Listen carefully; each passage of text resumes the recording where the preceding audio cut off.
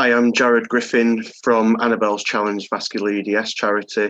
I'm the founder and CEO, and I'm also a parent of my daughter who's got vascular EDS, and she was diagnosed back in 2012 in December. And today I'm going to be talking about school adaptations for vascular EDS children. I'd like to start by confirming I've got no disclosures.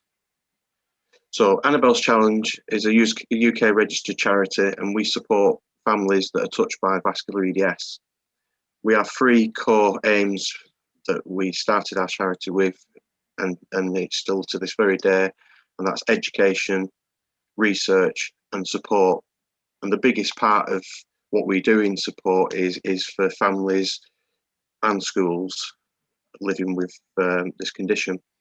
We work closely with the EDS National Diagnostic Service, who have two clinics. One is based in Sheffield and the other one is in Northwick Park in London.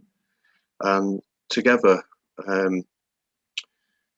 we support patients and families across the UK. And currently we have 80% of our database is covered by the EDS service. What that means in terms of numbers, to give you an idea of what we do, we currently support 241 adults with the condition, 73 children, which represents a quarter of our database, and that's been growing over the recent years, and basically put us into a position where we needed to do some work in schools because more and more children are now getting diagnosed with the condition. We introduced last year a vEDS pack, which we send out to all newly diagnosed patients. And in that pack, it details the vEDS support programme, which encompasses everything that we do for families that have got this condition, touched by it. The school information in there, we explain what the EDS National Diagnostic Service is and what it does. We talk about medical alert membership, travel advice with this condition, ambulance markers for people in the UK and how that works. We have information in there about creating your own care team. So you've got a list of your consultants that are vascular EDS aware in case of an emergency. There's also emergency information sheets in there and our patient coordinator support. But the main thing that we're talking about today is the school information part of what's in that pack. And in there, we talk about activities to avoid in school and in general, really, with the condition. So strenuous contact sports is to be avoided, such as netball, rugby, wrestling, boxing, martial arts and football and soccer. Anything that's impact related, really, that could trigger something internally happening to a child with vascular EDS in school. Anything that's a competitive exercise performed to the point of exhaustion. Avoid sudden change of load, for example, lifting very heavy weights. And even things like brass and woodwind musical instruments, because you're putting pressure on your vascular system. But on a positive note, we focus on what is acceptable.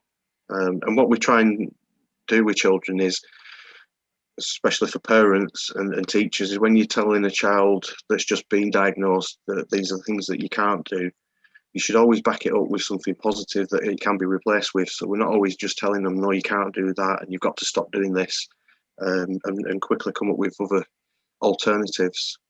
So activities that do not strain muscles or cause a sustained increase in blood pressure and heart rate are to be recommended. So activities can include, but they're not limited to, the following: regular aerobic exercise, swimming is good, bike riding, walking, light jogging. If there's an activity they can't get involved with in school, can we look at maybe doing physio for children? And then also another alternative, if they can't be part of the contact element of football, could they be the referee? If it's netball, again, could the child take part in being a referee for the team? So some of the adaptations that we do recommend in school is to make allowances for potential fatigue, especially during lessons and the school day. We find that children with vEDS, some of them, because it doesn't always present in the same way in every child, but fatigue can be part of that, and the school should make allowances for it. Can they take a break out and and try and catch up and then go back into class later on? To make allowances for numerous hospital appointments, somebody with vascular EDS will have different appointments throughout the year to attend. So can we, as a school, make an allowance for that as part of their care plan? Importantly, to ensure that all teachers and the staff are fully aware of a patient or pupil in school with vascular EDS. And that is even down to dinner staff, the gardeners, everybody. So the whole school, from a staffing point of view, are like the eyes and ears for somebody with vascular EDS. And we can help with that because we have presentations that we can supply to schools. We can do Zoom connections. We can do physical visits in the UK to talk them through what that looks like. And a healthcare plan or medical management plan should be in place as well, detailing what vascular EDS means for somebody, the things to look out for in an emergency, contact details for family members. And again, we can help with that. Consider the child leaving class early. Could it be 5 minutes early to move to the next one, so they're not in the corridor with the hustle and bustle of the pupils moving around? Could that also include end of day? So when school finishes, could they leave 5-10 minutes earlier, so again they're not getting caught up with loads of children leaving at the same time and potentially causing a knock or a bang? A buddy system we recommend as well, so another friend within the class that could be also the eyes and ears, and if they need to have a toilet break or they're not feeling particularly well, could the buddy be the one that puts the hand up or a card to say to the teacher, we need to leave? And could they also carry the books, etc., and any weights that in the backpacks? So a friend would help with that. Consider a locker on each floor instead of carrying books up and down the stairs or in the lift. Could be considered if it's a multi-floor school. Sit near the exit, so in class, if they're suddenly not feeling well, can they get out of the class pretty quickly, but not having to go past a load of the fellow students and banging into other chairs, to be considered. A lift pass, if the school does have a lift, can we provide them with a pass so they can move more easily around the building instead of using the stairs? One-to-one support to be considered. Not always the case, but in certain circumstances it can help if there is a teaching assistant, because a teacher can't always be focused on one individual in class if they're teaching potentially 30 people, so one-to-one should be considered. Not always needed, but it's just on the list to consider.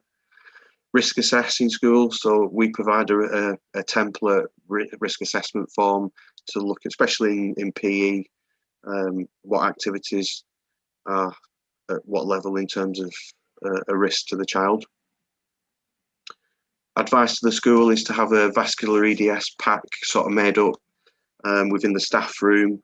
In there, we would expect the emergency information sheet that details what to do and what not to do in an emergency situation. In the UK, we have the NHS EDS service blue wallet card, but also across the world there are different emergency cards that you could use there that are usually like a wallet size. In the UK, we provide assistance on setting up an ambulance marker within school, which is basically on the 999 system a flag that if that school was to ring and mention that pupil with vascular EDS's name, it would come up on the call handler system that it's vascular EDS. Won't necessarily get the ambulance out any quicker. It can do in some cases, but it's more to alert the attending crew that there's a patient with vascular EDS, so that when they arrive on scene, it can cut a little bit of the time out as to asking questions about the condition because they've already been pre-warned, and potentially can get them to the hospital a little bit quicker. Have your diagnostic letter in there. and medical information if they're registered with one of the medical organisations for the bracelet and contact details. We also talk about emergencies, and any reports of pain need full and immediate investigation, and this should be highlighted to the school, and again we can help with the pack that we have. Any falling, banging into someone or something, bruises appearing anywhere on the body, extra care and vigilance, supervision should be considered. Risk of collapse is possible and may happen suddenly and without warning. Tiredness, buzzing in ears, lethargy, passing out could be indications of a rupture, and in those instances we'd always recommend calling 999 or 911 straight away, and then the family to alert them. And sudden intense pain, again, call 999, 911 and then the family. From a UK perspective, we would not recommend calling the 111 system. 999 it always if you think it's an emergency. And the big thing for what we found with the children that we support with vascular EDS, and from all age ranges, and certainly from Annabelle's perspective, they want to be as independent as possible and would like to be treated like everyone else. They know their illness and their limitations, and they need to be included as much as possible.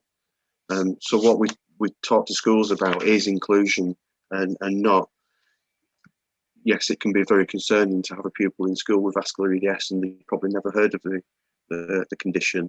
And then when you talk to the teachers, they can be quite concerned. But it's making sure that they're not exempt, and where we can, they're part of the whole school curriculum, and not to be excluded.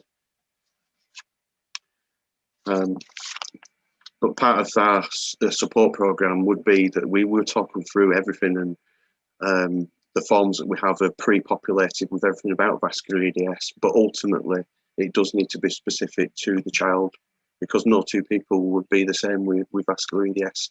So it's all about being personalised, how it affects that particular individual. We always get the parents involved in that process, and even the pupil themselves, because they need to be part of the decision-making process.